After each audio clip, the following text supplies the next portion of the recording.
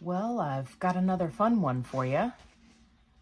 Let's watch a clip. My name is Steven. I'm a professional exercise physiologist. Hey, Scuba Steve, are you here to talk to us about exercise? Great! This is what you need to know about the side effects of GLP-1. Oh, okay. All right. Well, that was short-lived. Thought I was actually going to get to see a video by a professional who was talking about GLP-1s from the angle of their profession. But apparently we're gonna talk about side effects. Let's see if Scuba Steve can get this one right. One, it's not the medication that's causing it. It's what the people are eating. That's right, folks. It's not the medication that's causing side effects. It's you. You're the problem. It's you. You the dummy.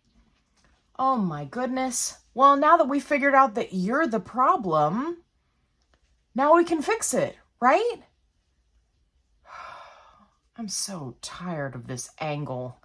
GLP-1s are notorious for causing gastrophoresis, but are they? They don't cause the side effect. It's what the people are eating that are causing the side effects. Let me give you a perfect example really quickly. Columbia University looking at the nutrition recalls of people that had the side effects. Guess what? The people who had the worst side effects ate the worst food. Isn't that shocking? My favorite, how does somebody eat 2 number 1s and expect not to get sick? Another person ate 2 large pizzas. How the...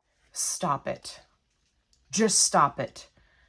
If there is one thing that I can definitively say, is that no one who was on a significant dose of a GLP-1 and it was working for them, okay, not a non-responder, not one of those people is eating a large pizza by themselves, let alone 2.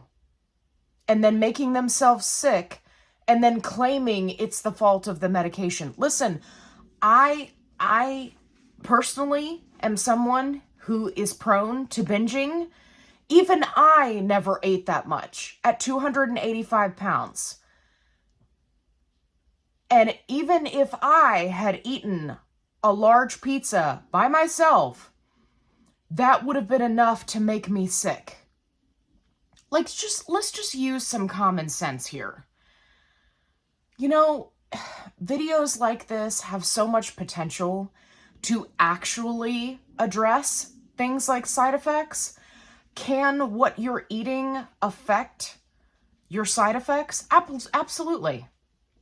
Applesauce, absolutely, which was almost came out of my mouth. Absolutely.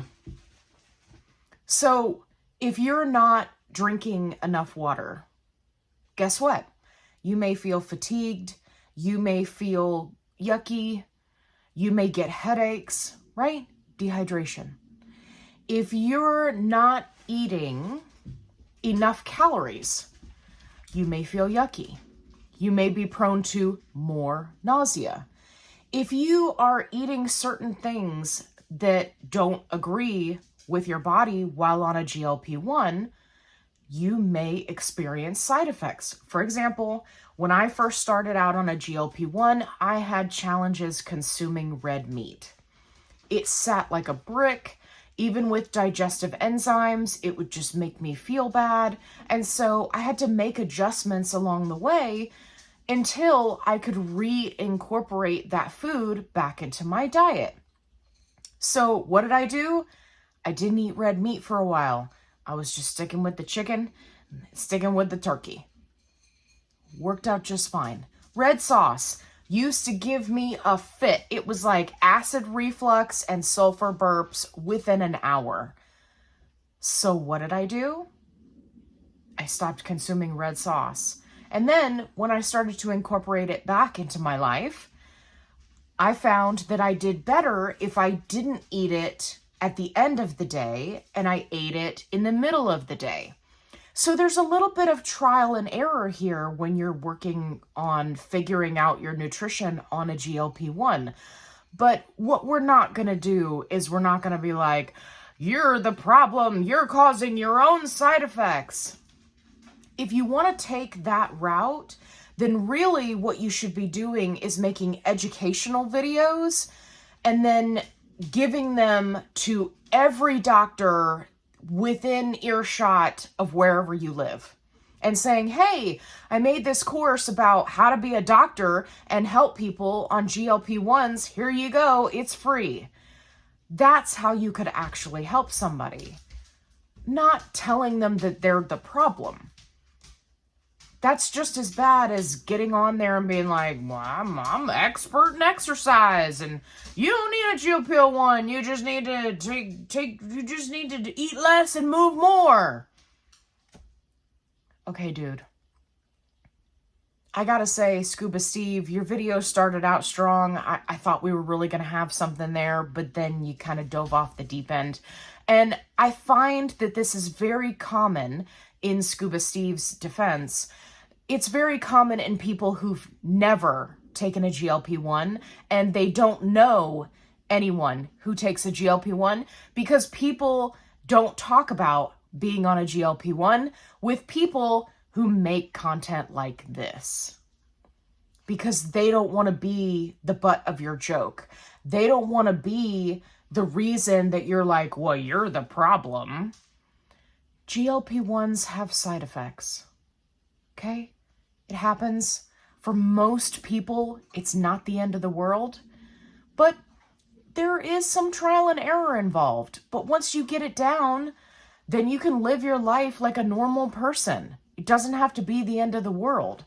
Most people do not have extreme side effects. Can your food and what you consume affect it? Sure. Sure. But let's not act like the patient is the problem. Because really what the problem is videos like this from Scuba Steve and lack of support and information being provided to patients from their medical providers. That's the problem. 8 patients out of 10 are told, here you go, here's your medication. Best of luck to you. Prioritize protein. They're lucky if they even get that much. So how about we flip the narrative, stop making it the patient's problem, and let's do better so that our medical providers can be a better support system instead of everyone having to learn everything from a video or from a support group. If you enjoyed this video, definitely give me a thumbs up. It helps my channel. If you haven't already, subscribe. I'd love to have you along for the ride. If you are new to a GLP-1 and you're looking for help, definitely go check out my newbies playlist. It has all of the questions that you could have ever thought of with a GLP-1. I have a video that can help you through it. If you're looking for a positive-only support group, I've got you covered. Link is in the description box below. And as always, be kind, rewind.